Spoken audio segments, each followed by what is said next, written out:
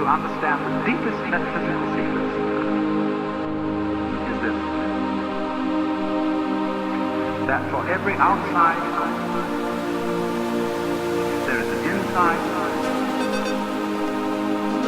and for every inside there is an outside. And although they are different, they go together.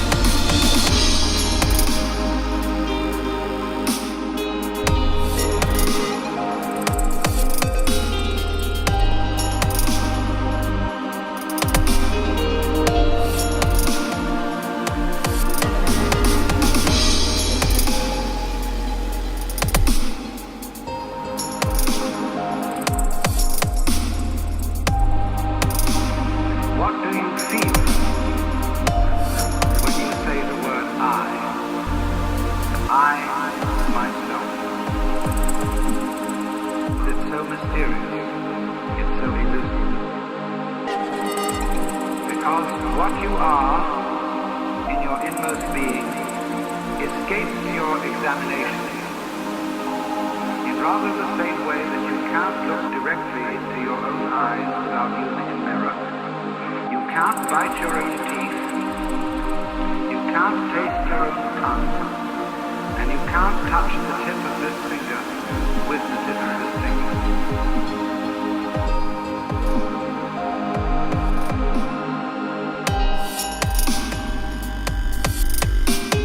That's why there's always an element of profound mystery.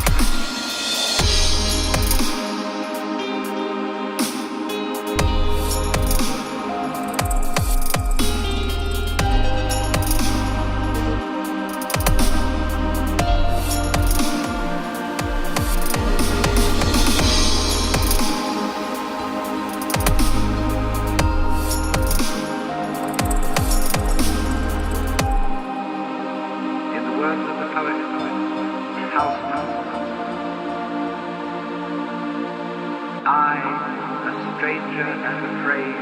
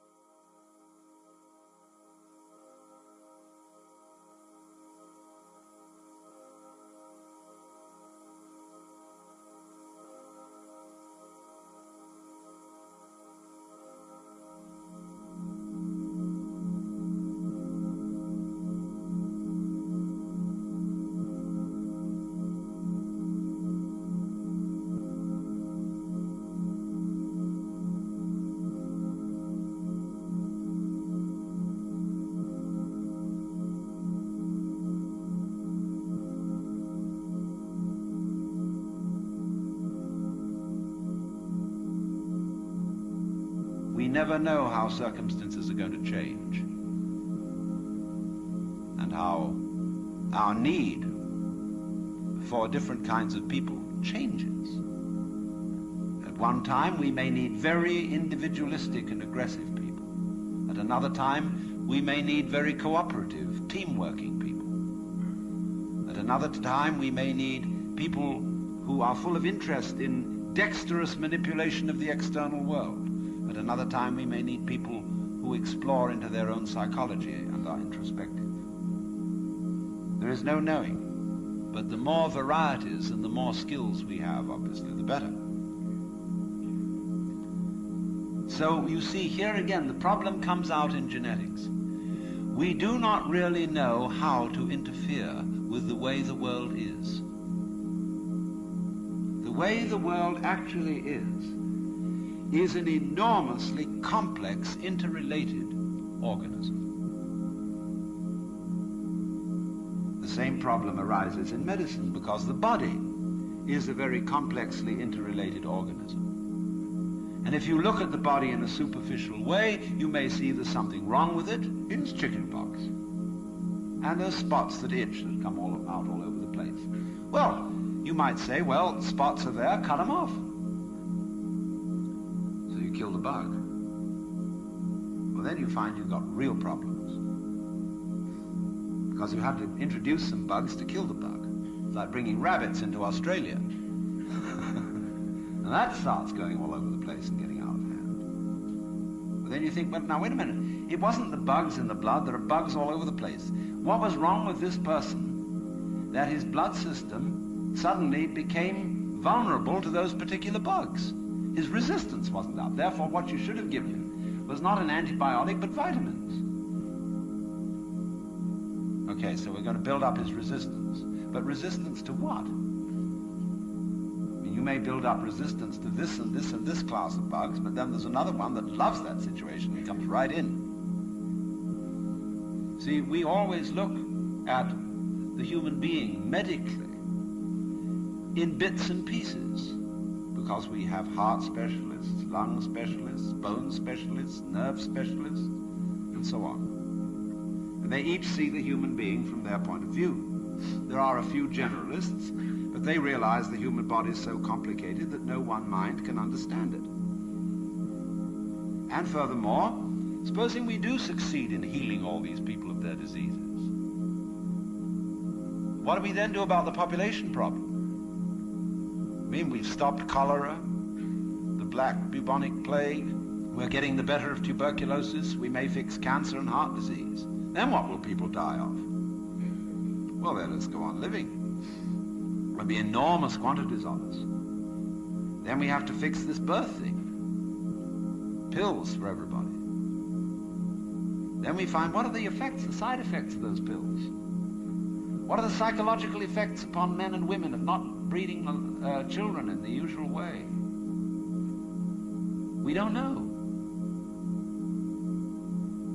And what seems a good thing today, or yesterday, like DDT, turns out tomorrow to have been a disaster. What seemed in the moral and spiritual sphere too, like great virtues in times past, are easily seen today as hideous evils. Let's take, for example, the Inquisition. In its own day, among Catholics, the Holy Inquisition was regarded as we today regard the practice of psychiatry. You see, you feel that in curing a person of cancer, almost anything is justified.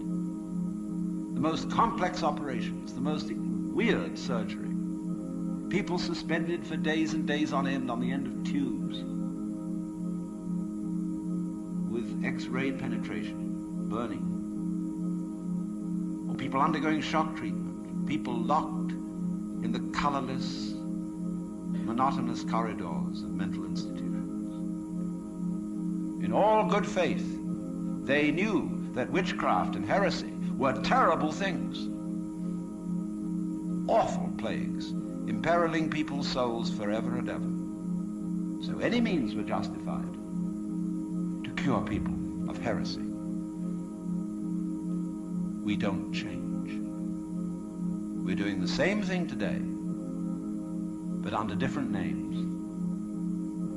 We can look back at those people and see how evil that was, but we can't see it in ourselves.